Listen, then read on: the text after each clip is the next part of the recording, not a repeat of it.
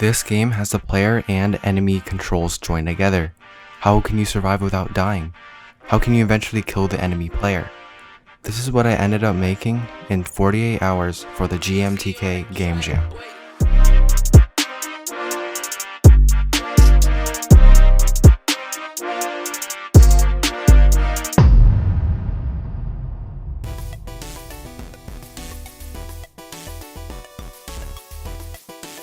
I do want to say a couple things before I start talking about the game. This is my first 48-hour game jam and also my first 2D game, so you could probably guess that there's going to be a lot of bugs. But here's the main idea. You control you, the player, and a mirrored player on the other side. You have to shoot a bullet and hit the mirrored player while staying alive on your own side. Simple enough? Well, what about changing scenery? The game has one level type, however the scenery around the level changes, therefore causing the effect that the level has shifted. Each scenery allows you to explore different types of levels, including ones where you shoot up and others where you shoot horizontally.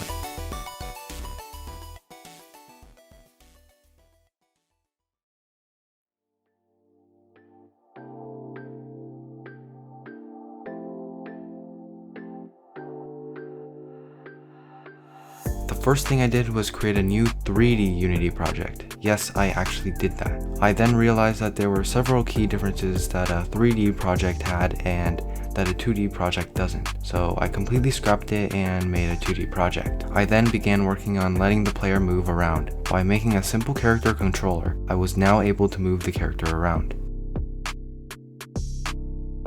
Now, I also wanted to add the mirrored player. First, I tried a render texture that would flip the left side, however, I wanted both of the players to interact with the environment differently, so that idea was restarted upon. Then I decided to make a character controller have the opposite velocity, so this way the mirrored player would go the opposite direction to the player. Even though this can be manipulated, it's pretty hard to do so I didn't worry about it. I then made a sprite for the player, and surprisingly, it's kind of bad. This is my first time ever doing pixel art, and I've grown more appreciation for such a simple art style. Next is probably my favorite part of 2D, dynamic shadow. I just love the 2D shadows, they look so clean while retaining the 2D look to the game. So then I added a ray to add contrast to the level rather than a dull gray box. But that was all the time I had for day one, so it was time to go to sleep and wake up the next morning.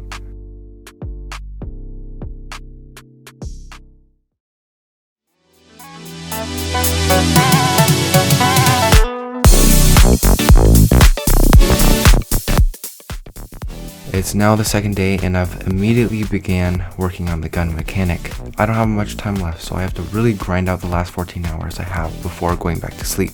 The player can now rotate the guns accordingly and shoot bullets for both the player and the mirrored player. Now, it's not quite over yet.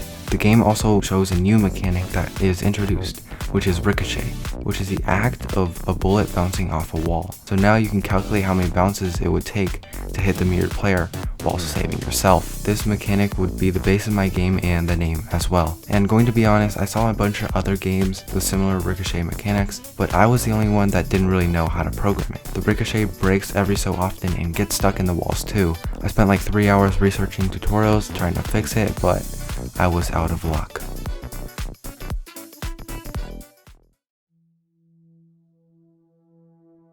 It's only 6 hours and I have to submit my project, and I have no levels, which is a bit of a problem. The level design was quite rash and many people raised criticisms about how the levels were more luck-based than anything else, which is quite understandable. For the first 13 levels, I added walls for the bullet to bounce and walls that would fall when the bullet is shot.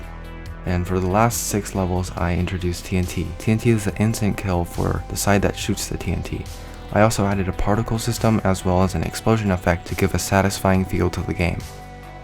After making 20 levels, several bugs arose, but all of them were fixed, and I submitted my game an hour before the deadline.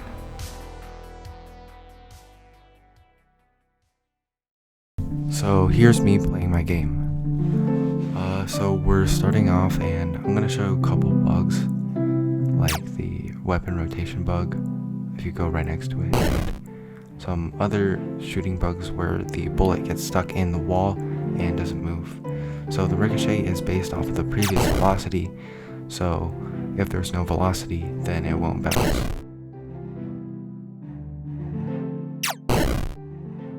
that's how you're supposed to finish level 1. You shoot upwards, and the ball will kill the other player faster than the normal player.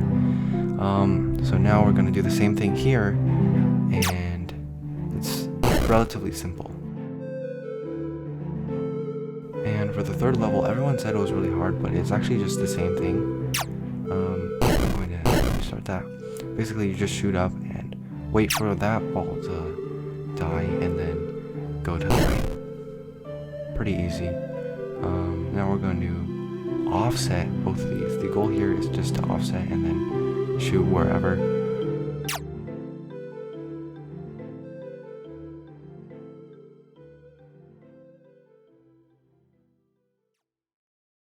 What I've really learned in this 48-hour game jam is that they're really fast, so get an idea as fast as possible and don't sleep. Anyways, I hope you enjoyed. Join my Discord and smash the thumbs up button.